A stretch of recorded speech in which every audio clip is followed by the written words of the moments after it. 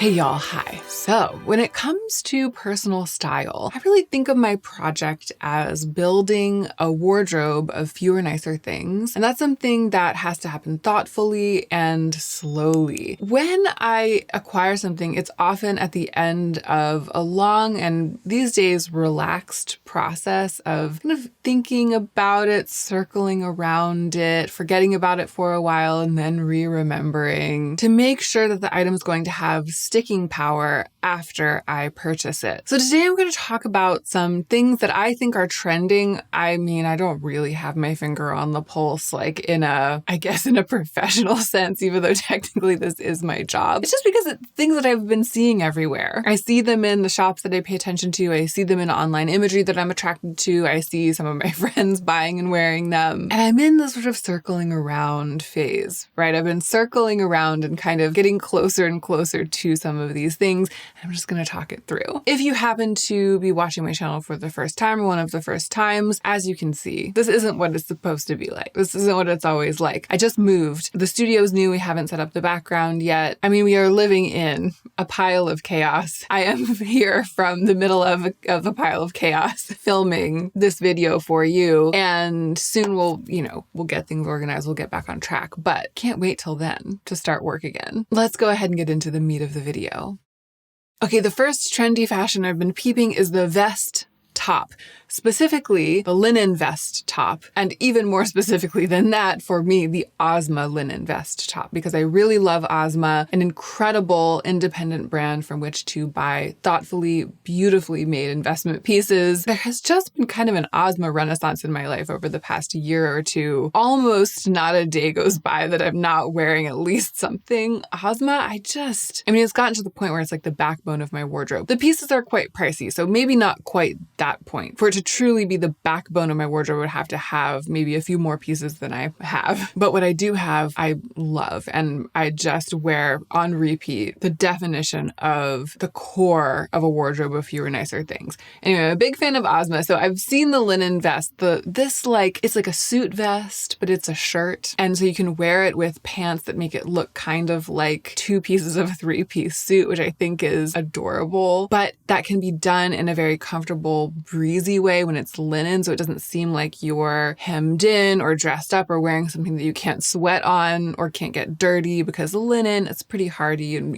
washable, breathable fabric. So not only is that the case in practice, but it also looks that way. And the fact of its hardiness, the hardiness of the fabric and the garments and the wash and wearability of them, that's also part of the aesthetic. And that's part of the appeal. So it's like a suit, not a suit. And then it's silhouette-wise got a lot going for it that I like. I like this kind of cutoff point on the shoulders. I like a deep V. That's my favorite neckline. And I like a top that is like functionally a t-shirt kind of, but is dressed up and slightly structured to give it a lot more oomph or a lot more styling than a t-shirt. And I've been keeping my eye out for those kinds of tops for the past couple of summers. And really, it has been a long time that I've been peeping this trendy fashion. For the past couple of summers, I've seen them showing up on social media. I've seen people wearing them. I've seen them in shops. Then very recently, this Ozma one has come onto my radar. And I'm like, well, if I were ever to get one, that would be the one. I also like that the Ozma one has a tie at the back of the waist, so you can make it really fitted or you can leave it loose. I would probably want it to be slightly oversized because, again, it's kind of like a t-shirt, not a t-shirt for me. And then, I think it can be worn not with the matching trousers. So I've been thinking of it as sort of suit, not a suit, but I think you could also wear it with jeans, shorts, different types of shorts. It could work as just a versatile top. Although my favorite way, I think, to wear it would be with high-waisted loose trousers. So those are all the things that I like about this garment and the reasons that I'm circling around it. The question is it so trendy that in a couple of years, it's going to be like, oh, remember back at the beginning of the 2020s when everyone was wearing vest tops and loose trousers, and then I want to keep wearing it because it still suits me, because that's the thing. I think it will continue to suit me. I think I will continue to want to wear it. I think it will continue to suit my lifestyle. And I just have to commit to continuing to have it be a backbone of my style, even if fashion evolves over the next 5 years in a way that kind of causes this garment to have the stamp of outdatedness, that slight mustiness of style.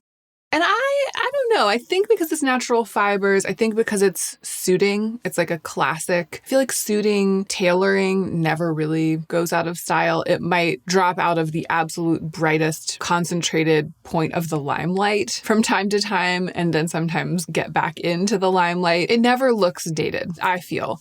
I'm kind of talking myself into it. Let's move on to the next one. I feel like we all kind of know where this is going with the vest top. I could see myself wearing this Osmo linen vest top when I'm like 80 years old, honestly. And I could also see it being an heirloom and someone being like, oh, my elderly relation wore this when she was, I guess I'm not young anymore, but when she was middle-aged. And I'm wearing it now because it's still in good shape, because it's linen and it's classic. Like, that's high level of confidence. But let's move on to something a little bit more iffy. Pointy shoes. Pointy shoes at large, specifically for me, the thing that keeps me thinking that maybe this isn't a bad idea is this pair of pointy Jenny Kane slingback mules. Here's what happened. I saw a stylishly dressed woman breezing through a door into an office building or something. At this point, it must have been a year and a half. No, it was probably last summer. Yeah, it was probably about a year ago. It was probably early last summer. Wearing a pair of what I swear were the actual Jenny Kane pointy slingback mules. I mean, I swear it was this exact pair of shoes because I had seen them on Jenny Kane or whatever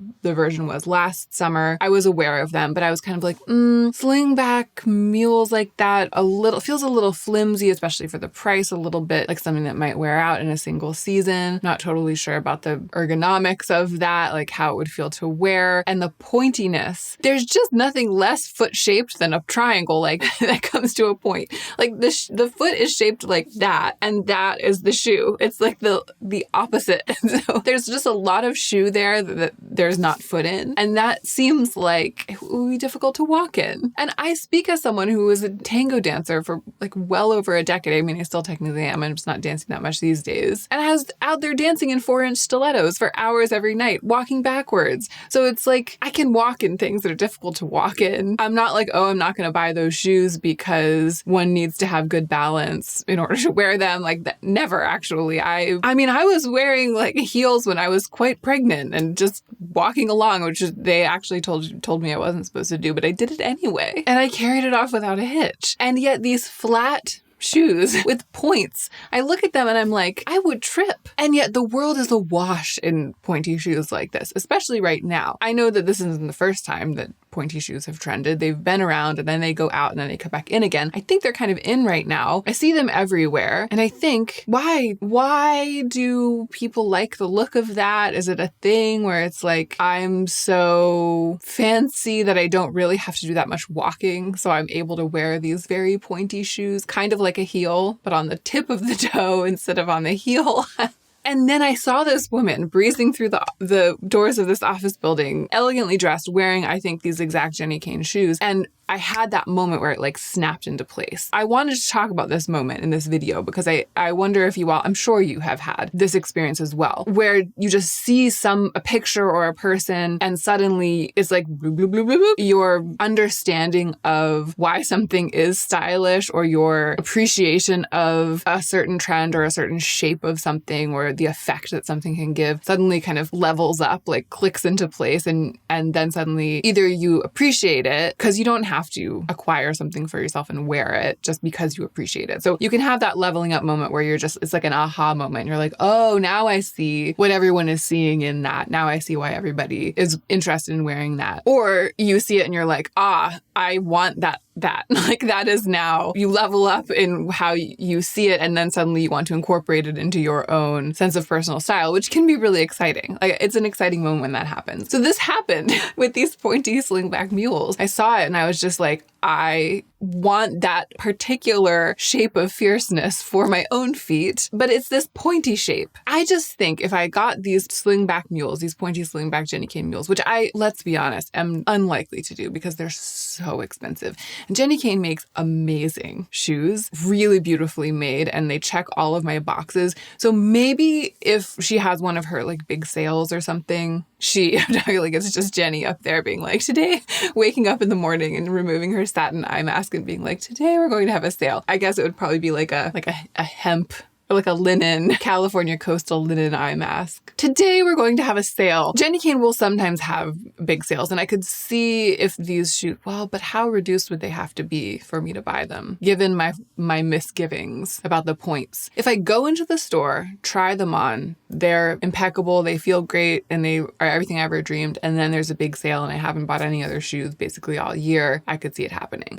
But those are a lot of ifs. My question for you is, do you wear these pointy shoes? Not these necessarily only, but any pointy shoes. And does it feel like your feet are being squeezed into the opposite of the shape that they are? And do you trip on the points? Okay, let's talk about blazers.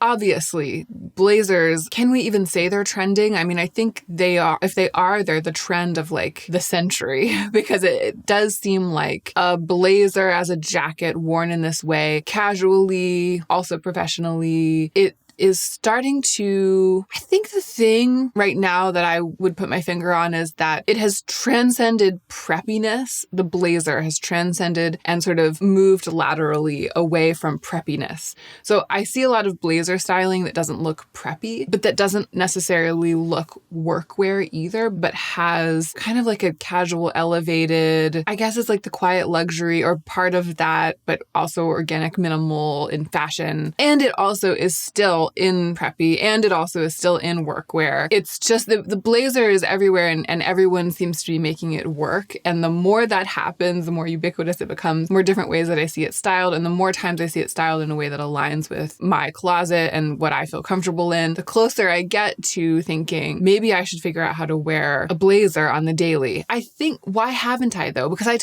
have talked about blazers on this channel so many times. Anytime there's a fashion video, I'm like, I love blazers. Blazers are amazing. Oversized blazers looking so gorgeous this season. I kind of want a blazer. I'm gonna go to a thrift shop and get a blazer. I feel like I've said that in 100 videos, but I don't have a blazer. I haven't figured out really how to wear one. I used to have this very beautiful kind of sharp tailored blazer that I would wear when I was in a leading role in tango. And so I do have experience wearing a blazer, but it wasn't in the everyday necessarily. And it was evening wear kind of for me. It was part of my evening wear. So when I think about trendy fashions I've been peeping, when I think about what's kind of been occupying that part of my brain that's like, should I try that? Should I try incorporating that into my personal style? I see images and I'm like, oh, that could be me. Blazers are there. So what's the problem? That's what I'm asking myself. I think the problem is twofold. One has to do with style, and the other is logistical, like practical. The style thing, it's just a blazer feels a bit dressy for me, a bit like I'm masquerading as somebody who has an office job. Even though the thing that's making me continue to think about blazers is the fact that I feel like we're seeing them everywhere in different kinds of styles that don't necessarily reflect only office job. And at the same time, I feel like my daily style is actually starting to get a little bit more polished because of the loose tailored trousers that I'm so interested in.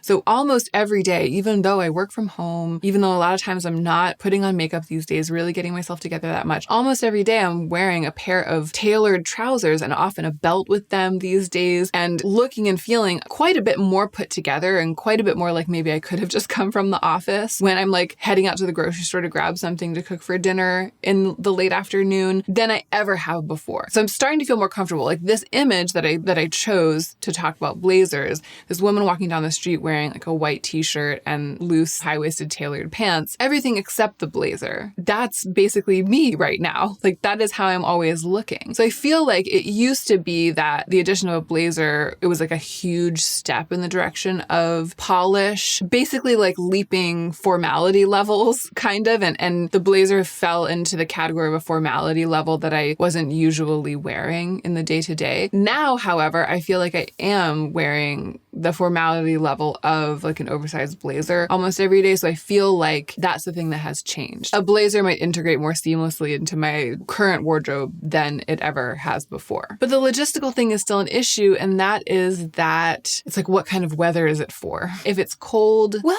actually, I have this lightweight cotton like painter's coat from Anion, which is an amazing circular fashion brand in Canada. I will link them. I absolutely love this brand, Anion. on. I found myself wearing that lightweight painter's coat a lot this year. It definitely occupies the position of a blazer, but it's much, much more casual than a blazer. Actually, there's not really a logistical issue. I could totally see how a blazer would fit in to my life. Maybe I'll get a blazer. I mean, it's summer now, it's hot now, so I probably won't be doing it anytime soon. I will probably be back here in the fall in another video being like, I've been kind of thinking about getting a blazer. Like, I will probably be like that. When will the momentous day come when I get a blazer and start wearing it? That is the question I have for you at this moment. It's like Blazer Watch 2024 over here. Let's move on. These high, tall, pulled all the way up socks. Everybody's talking about it as the Gen Z fashion, right? That this is like a Gen Z fashion thing. Should I try it? This is the thing I ask myself on many a day. I have so many feelings. I mean, one is like, if I were to do this, if I were to wear these socks, which I think look great, maybe I should make a whole video about this. I really like where Gen Z is taking us.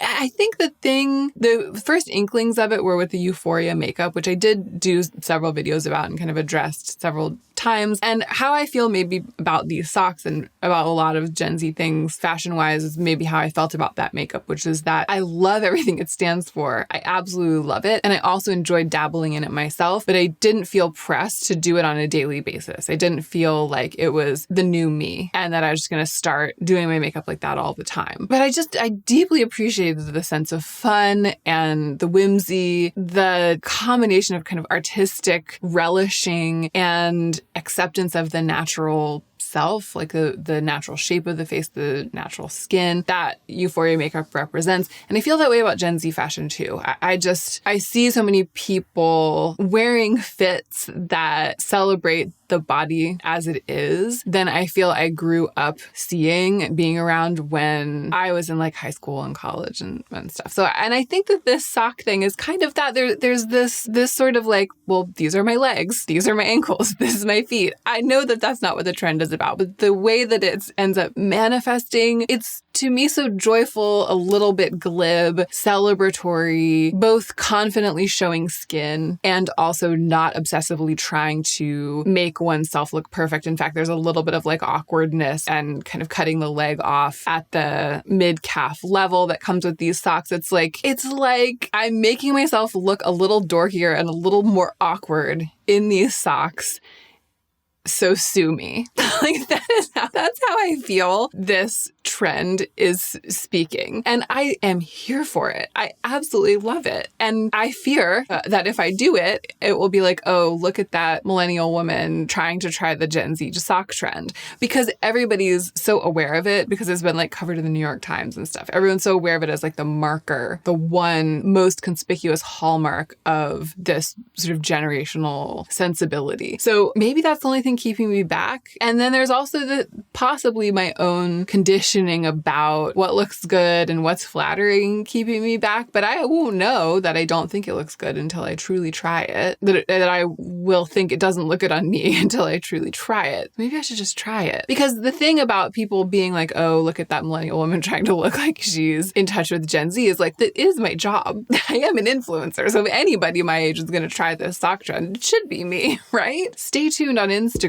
And also it's not expensive. I mean, I don't think I have socks. I might, that would work for it, but Joe definitely does. I could try it in the next 5 minutes. I could just get a pair of Joe's socks and pull them up. What are you doing? Tell me. Are you out there wearing your socks like this? Are you aware that the bare ankle is now kind of a contentious thing to reveal to the world? How do you feel? I want to hear from someone who was like, never, saw this sock trend happening and was like, never, no, never, and then tried it and is now a convert looking like these stylish people in all of these images wearing these socks every day, hither, thither, and yon. I want to hear from you in the comments. And lastly, the fisherman sandals. This is one, I don't think that I'm circling around it, and I think the answer is going to be no. I think I'm going to be circling around the fisherman sandals and then kind of take the exit, I think. But here's where I stand. I've been seeing them everywhere. When I first saw a pair a couple of years ago, I was like,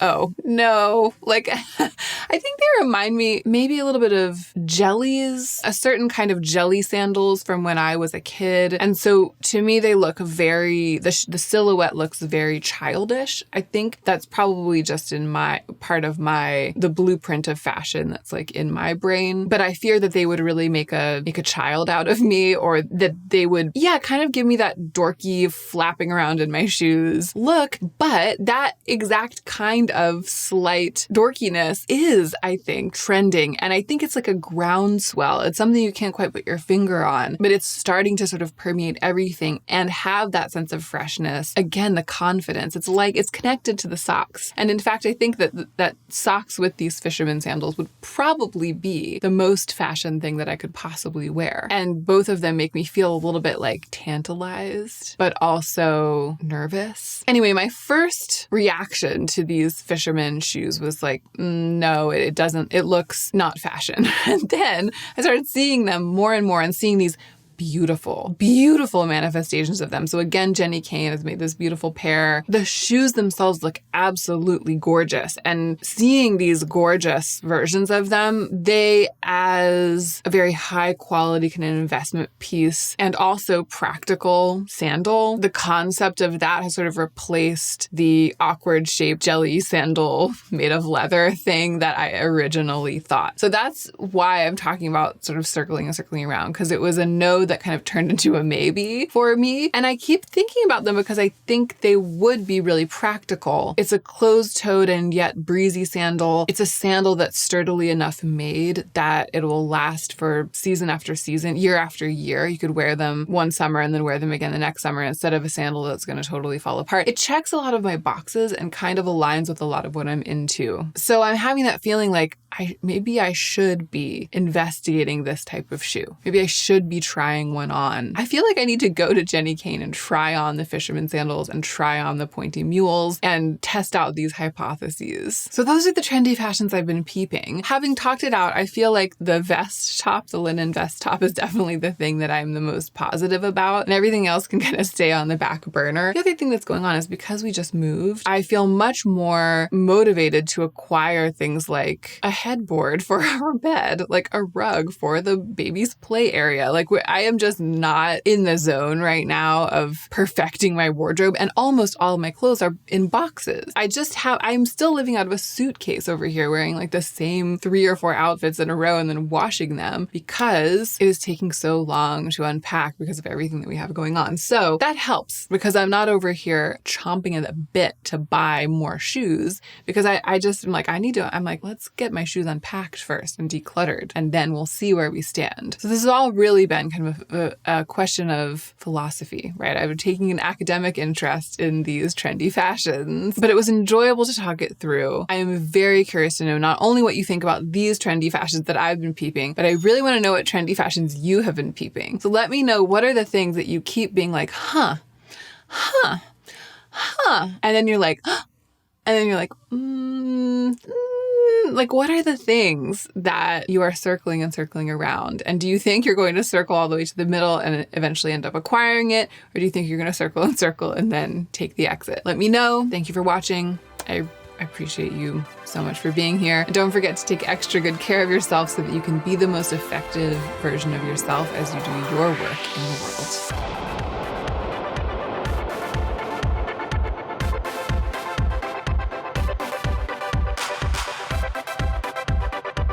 I think we